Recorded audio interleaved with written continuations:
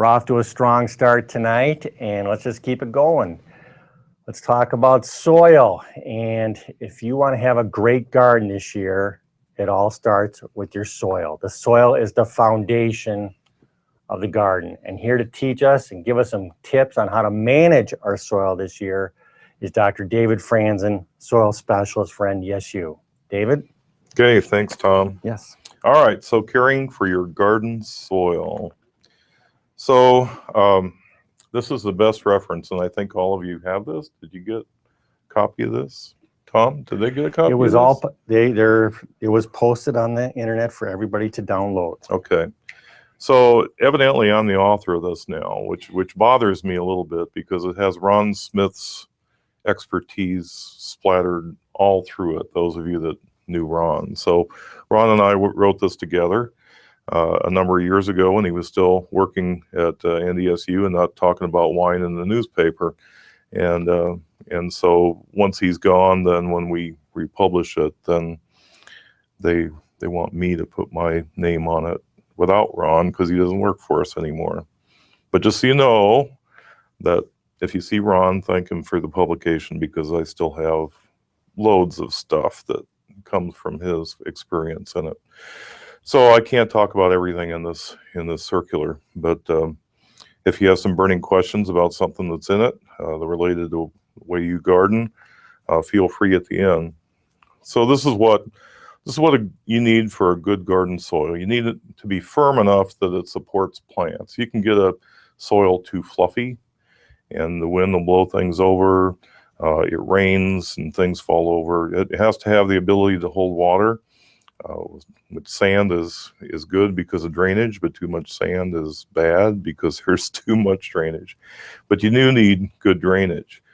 Some of the issues with disease, for example, are minimized if you have water moving through and not just sitting around ponding and allowing disease organisms to grow. And then, we think about roots taking up water and nutrients, but there's also an air exchange that happens underneath the soil.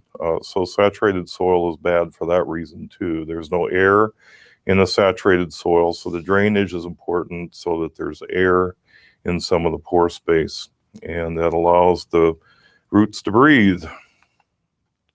So all soil is made up of these things. It's made of minerals of various sizes, organic material, and then about half of a good soil is air and water.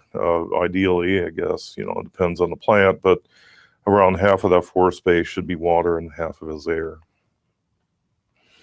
So the way that soil people divide up the minerals is by size. And sand is relatively large particles, and clay is the really, really small particles. And silt is the in-between.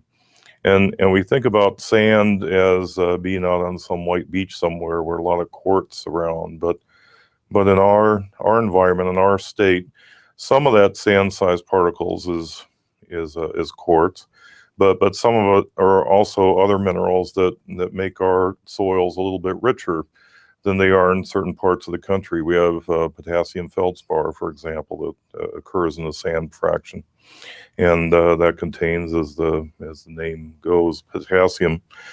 So a lot of our garden soils, if they're not horribly sandy, have a high amount of potassium already in them. So if you really want to know what's in your soil, the USDA, the NRCS, has what's called a textural triangle.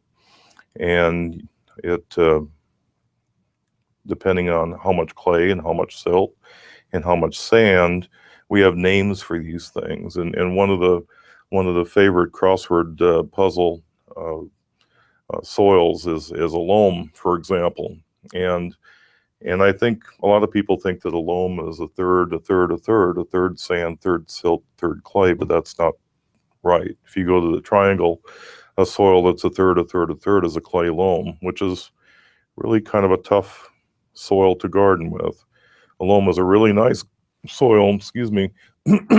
Spent all day out in the field. It was a pleasure.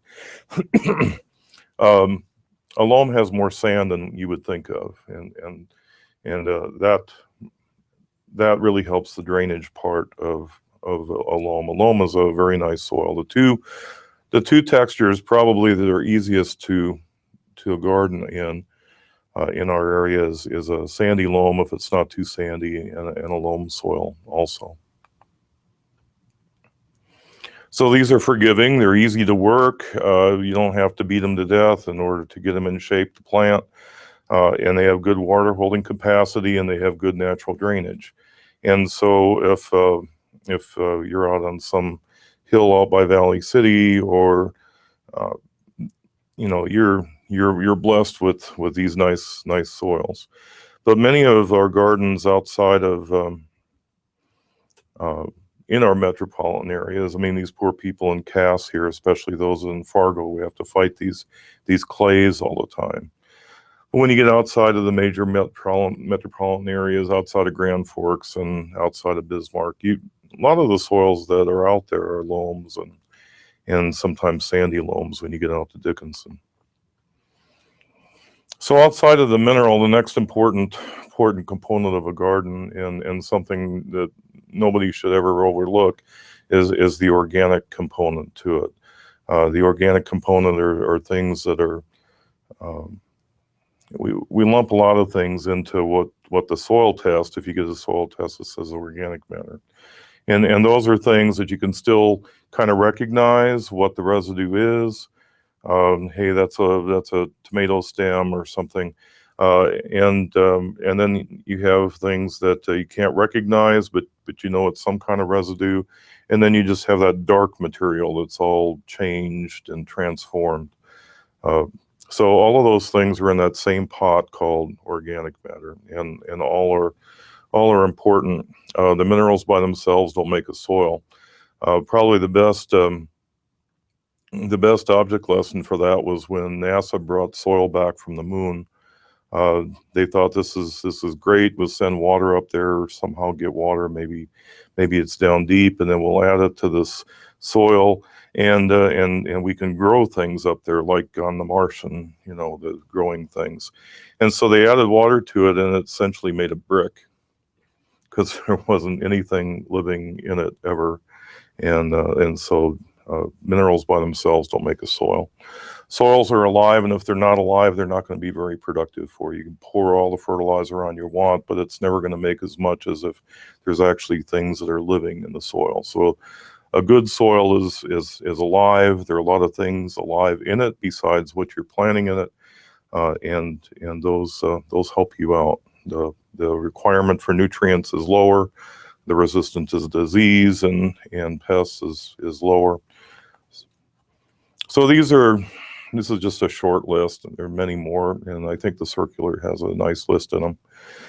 Fresh manure, if you're out in the country someplace, you can use fresh manure, but that's not my number one choice, and especially if you're in town, getting some of these sheep or horse manure and putting it on your backyard garden, your neighbors might object a little bit because it could smell a little bit. The other thing is that fresh manure contains a lot of free ammonia, and free ammonia is toxic to seedlings and seed. So if you get the rate too high, you can what's called burn. You can burn the plants, and so we don't want to do that. Yes, it's possible, but this is a better source, I think. If you get a hold of some composted manure, or compost in general, it's a good source of nutrients. It's slow release because the real fast transformation has already happened. If it's really good compost, meaning not just thrown into a pile somewhere and just let set, but actually turned over so you get air mixed in so that the biology in there is more aerobic, that's a better compost. So check your source and see if they're doing it correctly. And if they're turning it over once in a while, that's probably not going to be too bad a compost. And I think, isn't somebody else talking about compost during this thing, or am I it? I can't recall, Dave. but we do have a nice circular on making compost. I don't think so. So we do have that. So it's a good source of that biology too. Whenever you put compost in it, the compost is alive. It's been transforming. When it gets into the garden, those organisms also work, and all of them are beneficial. So another thing that I use in mine, and that Ron Smith recommended when he was an extension person, is the sphagnum peat moss. And it's a renewable resource. Some people object to it, I guess, because it's farmed, but it has excellent water holding capacity. It aids aeration, doesn't have any smell to it, and it's a good source, again, of biology. There, if you look at it with a little magnifying glass, it doesn't have to be very powerful, but you can see that they're just little bitty pondish plants that make up all those peat moss. If you've ever gone on a hike or something in northern Minnesota, you can see these bogs, and you can carefully walk across them if you know what the bottom's like. So this is what it looks like. A lot of ours comes from Canada, from this area, or Wisconsin. It grows in areas with really high water tables, relatively cool temperatures, and what happens is people that farm these, they temporarily drain these areas, and then they just skim off a few inches off the top. And that's what they use for their peat harvest that year. And they allow the peat bog to rehydrate again. They stop up the drains and let the water go, and then they let it grow for years and until they harvest a little bit again. So another kind of organic amendment that works kind of like peat, but it's not peat. It's coir, and it's derived from coconut husks. It's more difficult to work with, but it has the same benefits of peat with similar water holding capacity. So one of the things I learned when we moved here, we're not natives. My accent isn't South Fargo, it's Central Illinois. And so when we moved here 21 years ago, one of the things we found is that the gardening here is a lot different than gardening many other places. So those of you around Grand Forks, and those of you around Bottineau, and those of you around Fargo are intimate knowledge of these clay soils.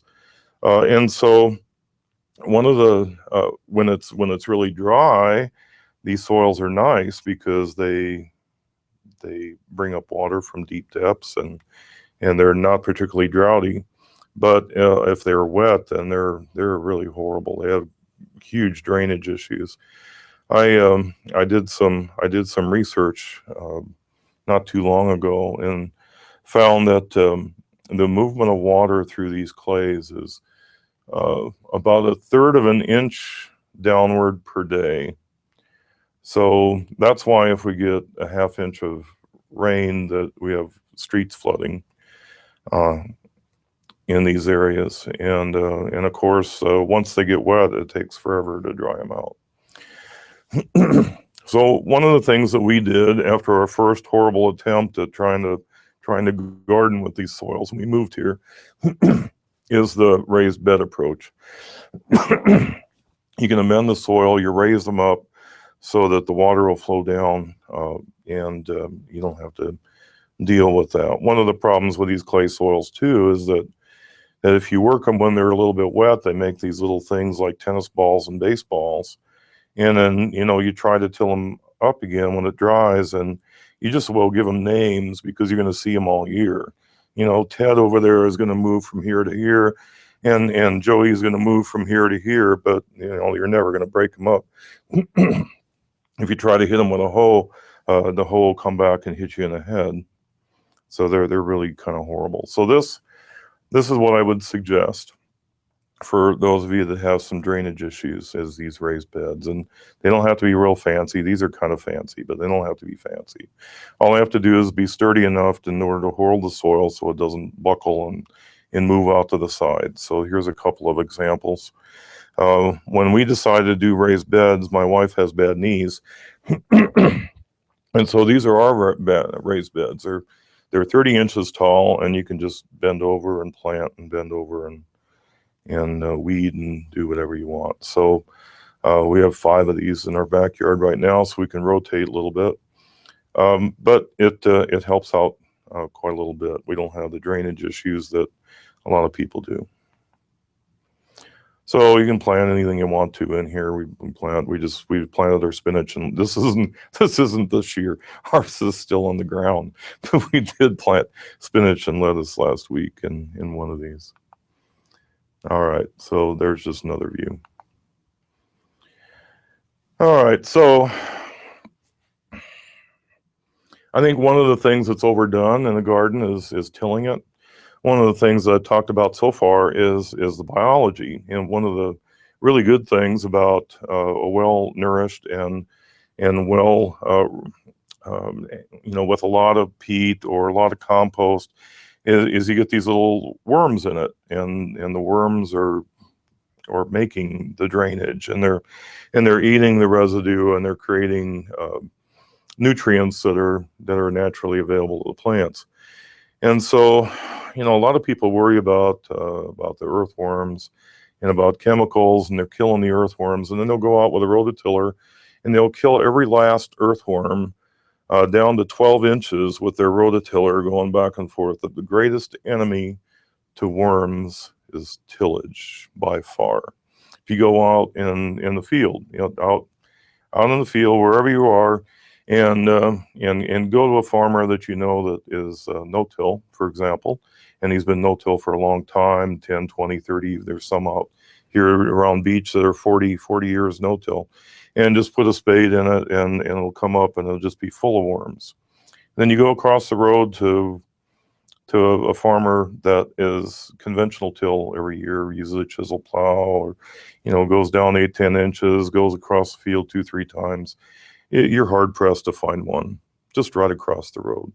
And the gardens are the same way. I mean, if you think you're doing something great by tilling to 12 inches, you're really not doing anything great. So less is more. Some tillage is probably needed, because certainly gardeners don't have the same kind of tools that a long-term no-till farmer does. But don't go nuts. 2-3 inches deep, that's plenty. If there's too much residue on there, carry it off and compost it. But you don't have to go deep. And clay soil, make sure that you don't till it when it's too wet, and make sure you don't till it when it's too dry.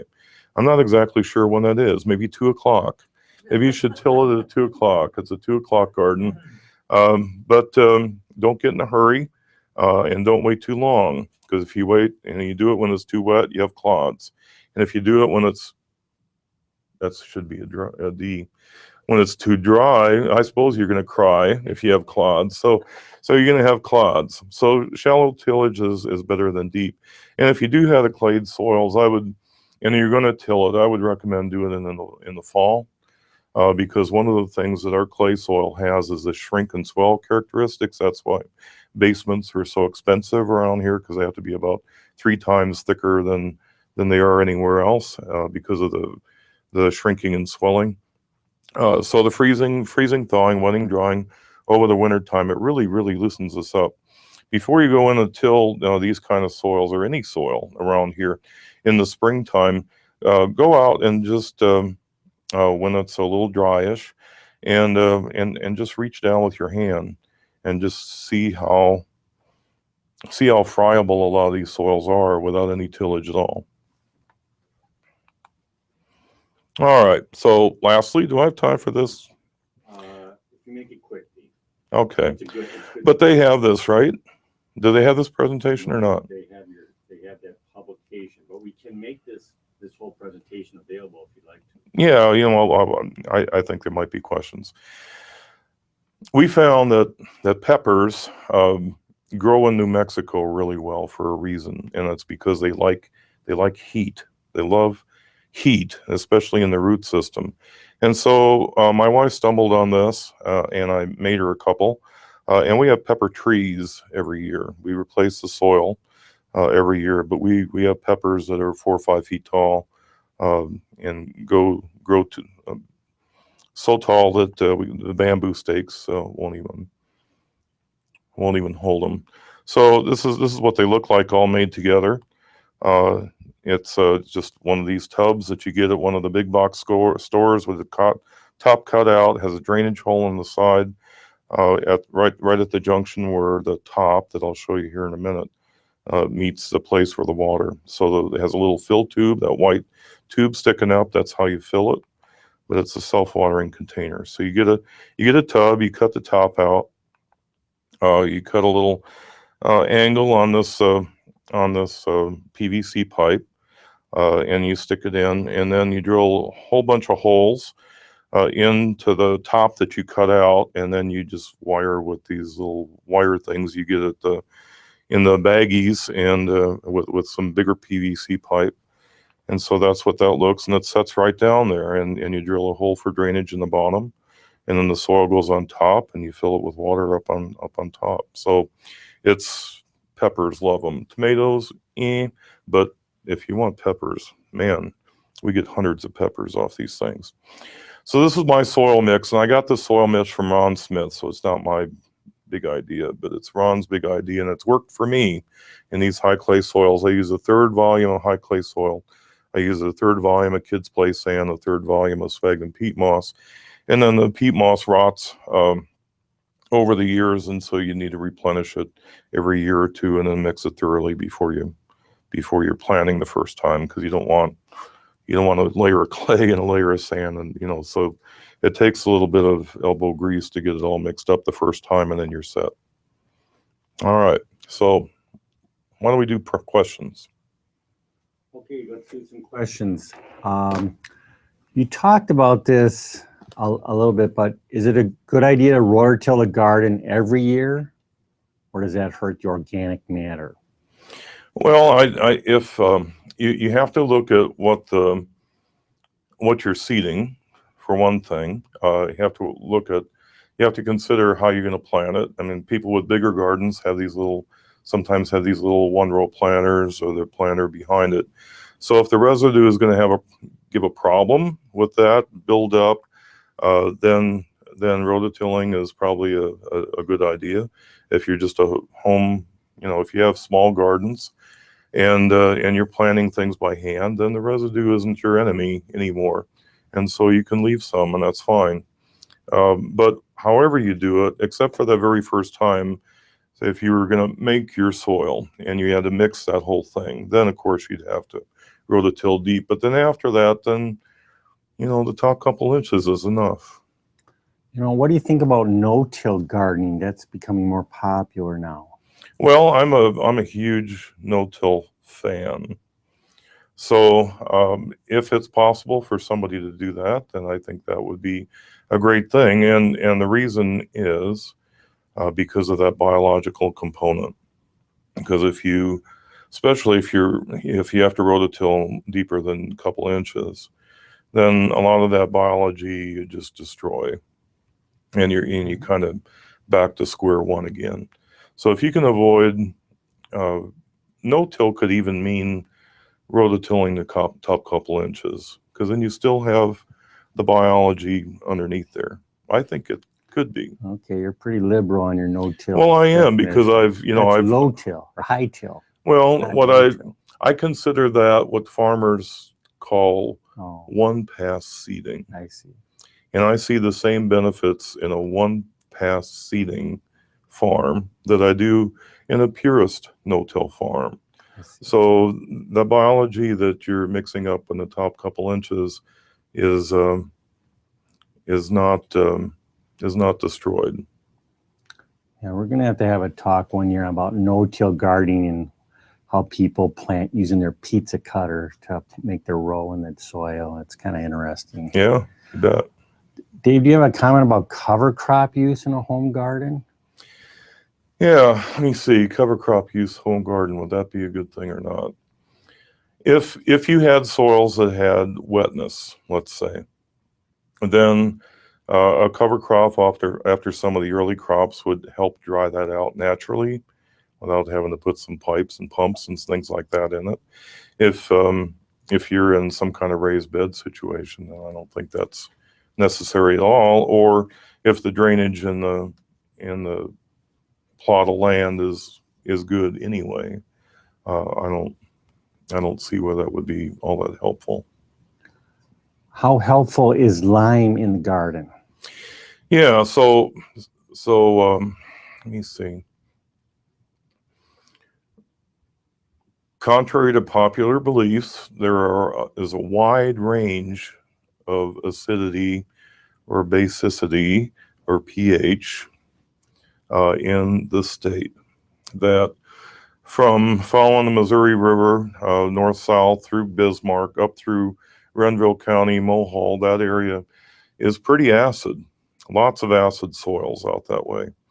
And even within areas that we normally consider fairly high pH, Carrington, Fargo, Grand Forks, there are inclusions of lower pH.